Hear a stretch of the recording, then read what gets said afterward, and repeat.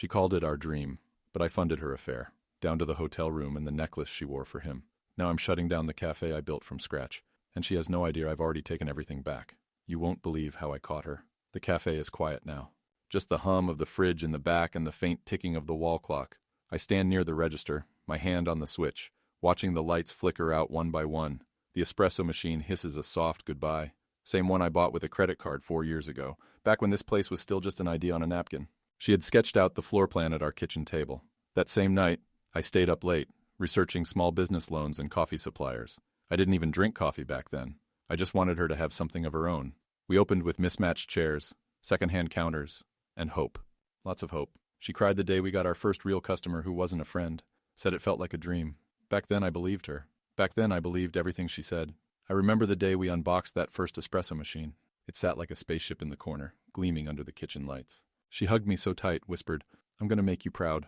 I laughed and said, "You already have." I meant it. At first, she wanted me involved in everything.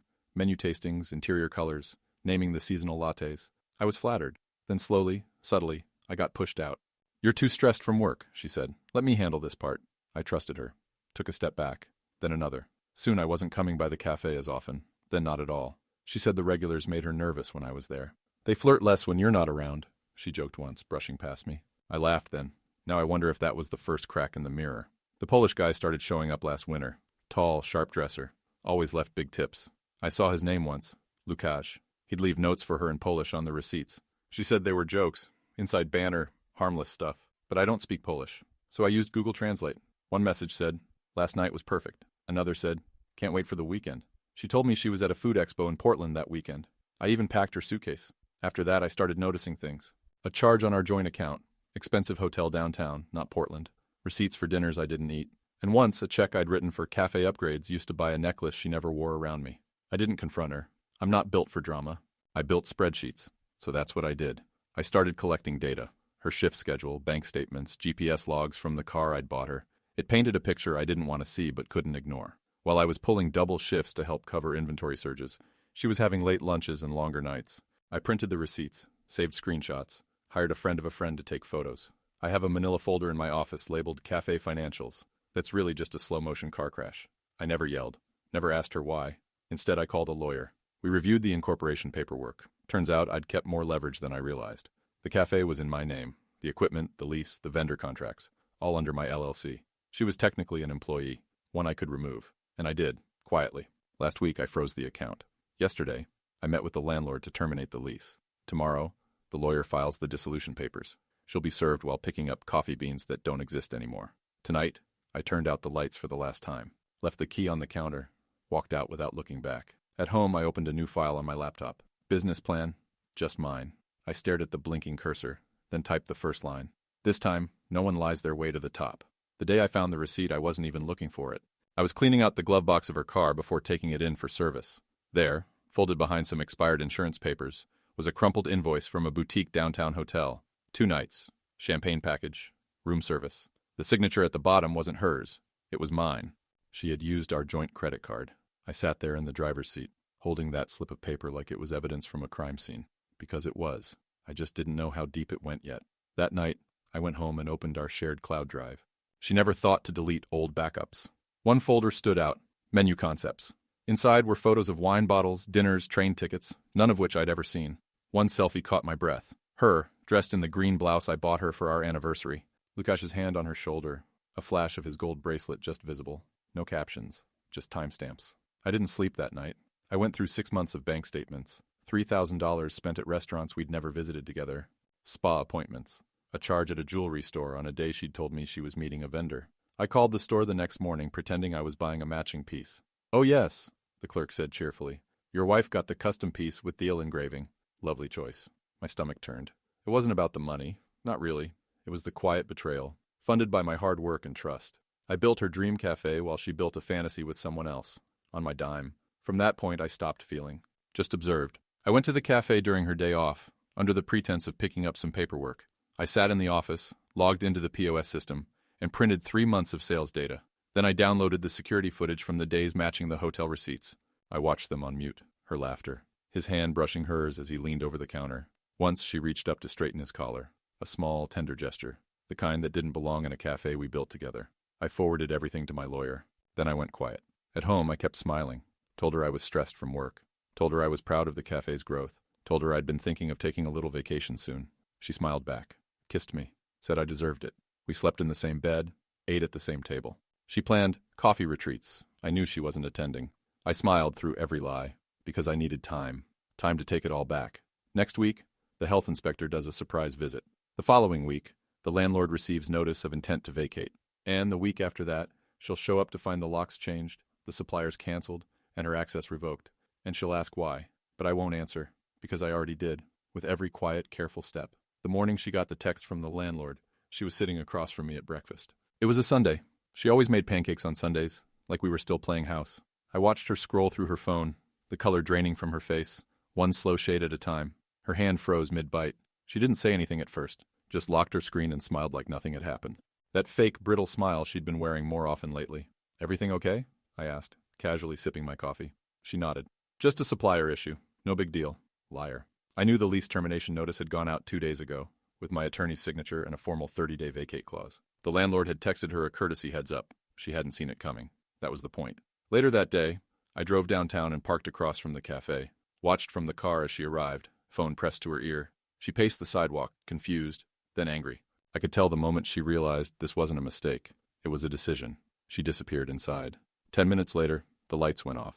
That evening, she tried to play it cool. "Babe," she started gently, "there's some mix-up with the lease. Can you look into it? It's in your name, remember?" I nodded slowly. "I'll call first thing tomorrow." But I wouldn't. I already had. She stayed up late that night, typing frantically at her laptop. I could hear the tapping from the other room. Her version of damage control, no doubt. Maybe texting Lukács. Maybe drafting Facebook posts about gentrification or unfair business regulations. Anything but the truth. She didn't suspect anything. Not really. Because she still thought I was blind. Still thought she could fix it with a little charm and a few half-truths. She underestimated how quiet revenge can be. That week, I opened a separate business account. Transferred every liquid asset from the cafe into it, legally. All documented. My lawyer triple-checked it.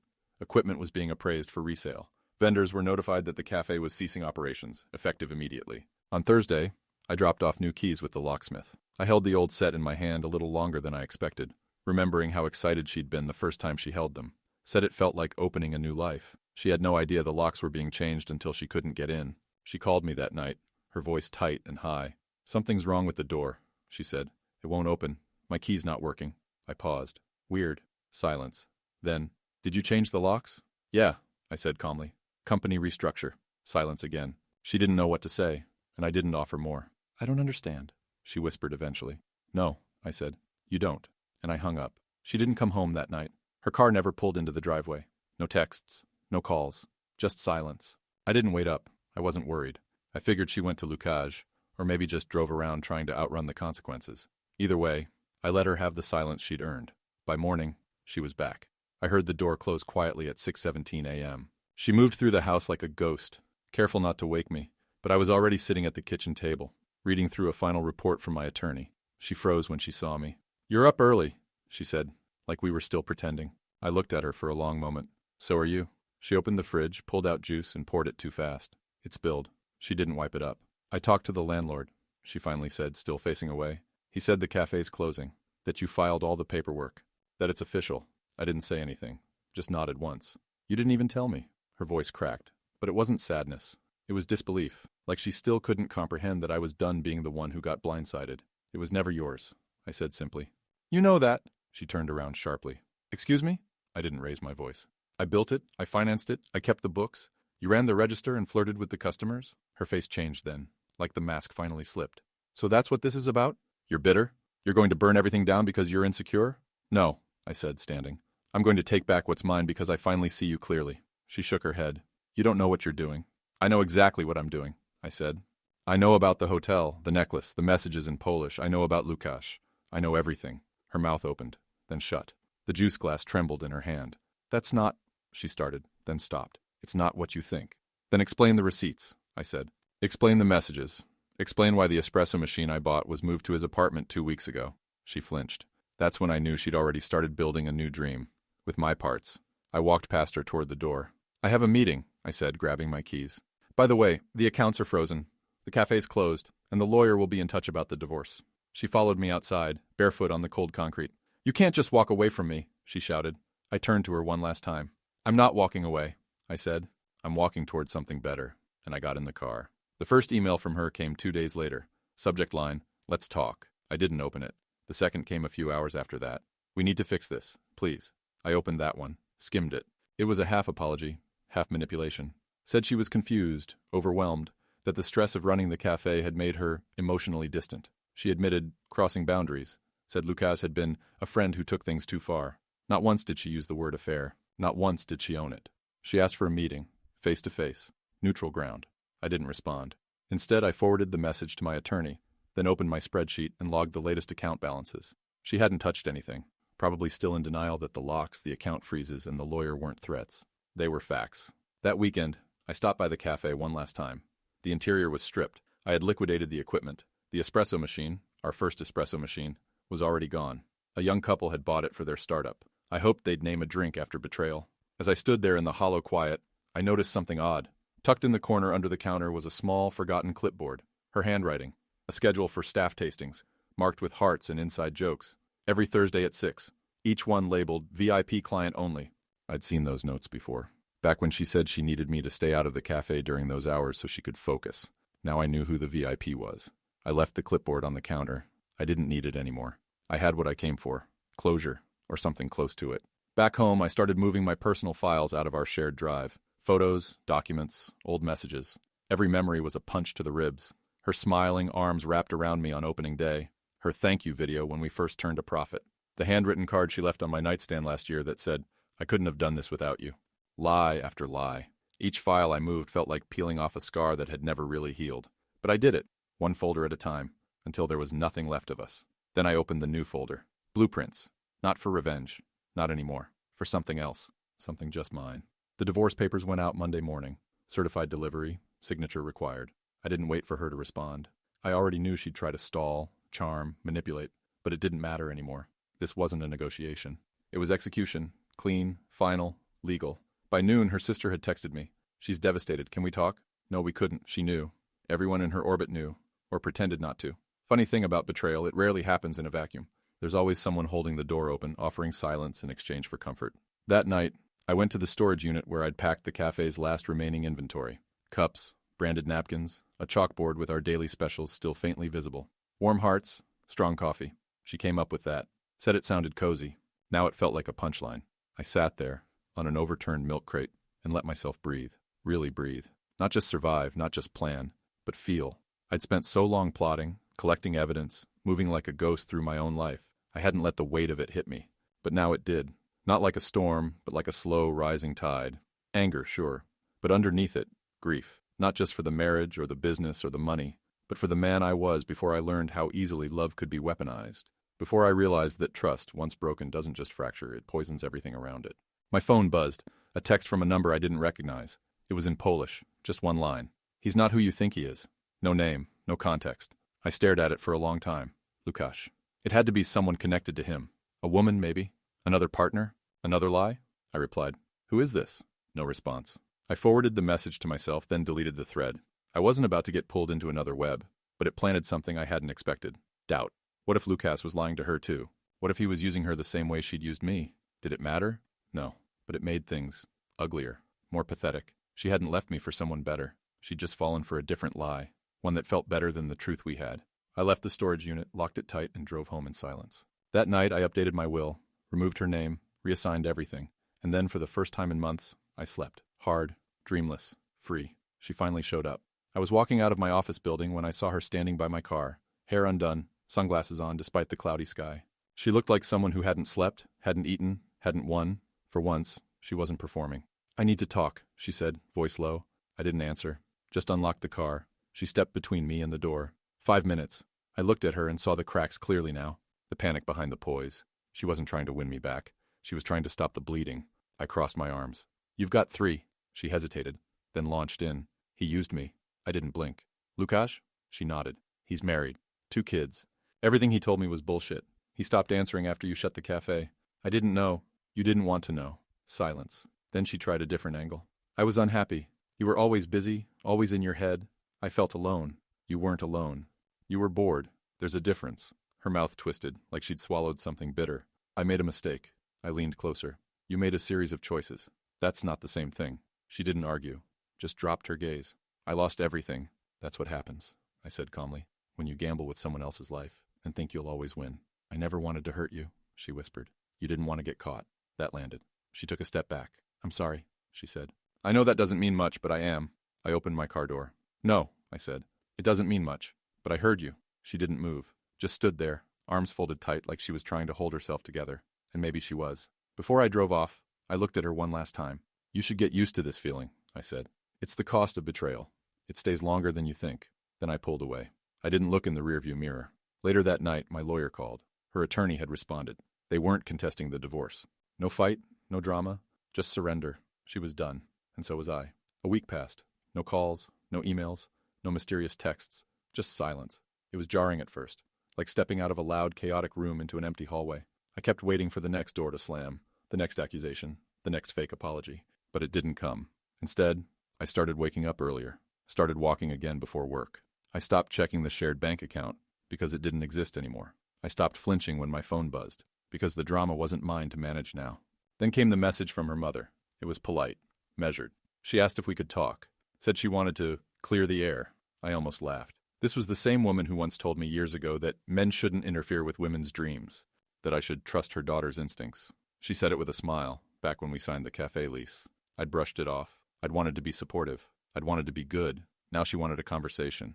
Maybe forgiveness. Maybe leverage. I didn't reply. Because I finally understood something. Not every wound deserves closure. Some people don't get access to your peace just because they're related to the damage. The next day, I met with the accountant. We finalized the new LLC, completely separate from anything tied to the café, the marriage, or her. I picked a name that meant nothing to anyone but me. No romantic symbolism, no inside jokes, just a clean, sharp name. Third Rail Coffee Company, no co-founder, no shared logins, no passwords she could guess. When I signed the paperwork, I felt something shift. Not joy exactly, but control, stability. The ground under me finally felt solid again. That night, I opened a new document on my laptop. Brand vision. First line. This company will never be built on someone else's silence. I poured myself a drink. Just one. And for the first time in a long time, it didn't taste like coping. It tasted like forward. It took 2 months for the final divorce decree to come through. No courtroom drama, no contested assets, no drawn-out arguments over who deserved what. She signed where her lawyer told her to. No notes, no attempts at negotiation. Just her signature, neat and clean, like a woman trying to leave a crime scene without footprints. I stared at the final document for a long time when it arrived. It felt too light in my hands for what it represented. 12 years, reduced to 15 pages and a stamped envelope. I didn't frame it, didn't burn it, just filed it. Some endings don't deserve ceremony. Afterward, I took a long weekend. Drove out of town, stayed off-grid. No phone, no Wi-Fi. Just a small cabin and the sound of something I hadn't really heard in years. My own thoughts. I kept thinking about a moment I'd nearly forgotten. A year into the cafe, we had a night where everything went wrong. An oven shorted, an employee quit mid-shift, and our delivery driver got stuck in traffic. She was crying in the storage room, hands in her hair, saying we weren't cut out for this. I remember kneeling down, taking her hand and saying, "We'll get through it.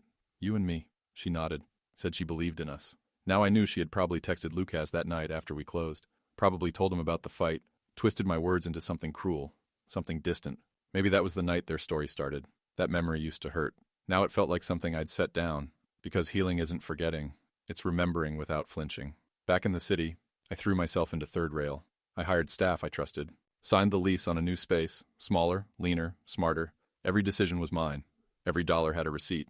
People asked about the old cafe, some customers, some vendors. What happened? I just smiled. Closed for renovations? Not a lie, just not the kind they expected. One morning I walked past the old cafe space. It had been gutted, a for lease sign in the window. The ghosts were gone.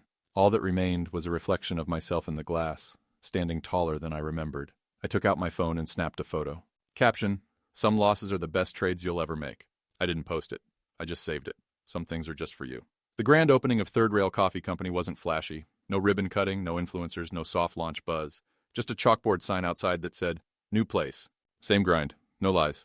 I watched from behind the counter as the first few customers trickled in. A young couple, a construction worker on break, a student with headphones. No one knew the story behind the name. No one asked. And that was the point. This wasn't a second chance. It was a first chance I'd never had. A business born not out of love, not out of promises, but out of clarity. I served the first drink myself. A plain black coffee. No sugar, no cream. Just strong, simple truth in a paper cup. Midway through the day, My old supplier stopped by. He used to bring deliveries to the cafe. He looked around, smiled, and said, "Feels different in here." I nodded. "It is." He hesitated, then added, "Heard about the other place. Shame how it ended." I looked him in the eye. "It didn't end. It evolved." He smiled, gave me a nod, and left. By closing time, we'd sold out of the pastries. The espresso machine hummed like a heartbeat. The tips jar was full. I sat in the quiet after locking up, staring at the empty cups, the wiped counters. I didn't feel triumphant. I didn't feel vindicated. I felt ready, not just to rebuild, but to belong to my life again, fully, without compromise. At home, I opened my laptop. The folder labeled Blueprints was still there. I added a new document. Principles trust, but verify. Build slow, but solid. Love is optional. Self-respect is not. Never co-sign someone else's mask. Don't chase peace. Design it. I saved it. Then I closed the laptop, walked to the window, and let the quiet settle in like a familiar friend. No noise, no lies. Just me, still standing.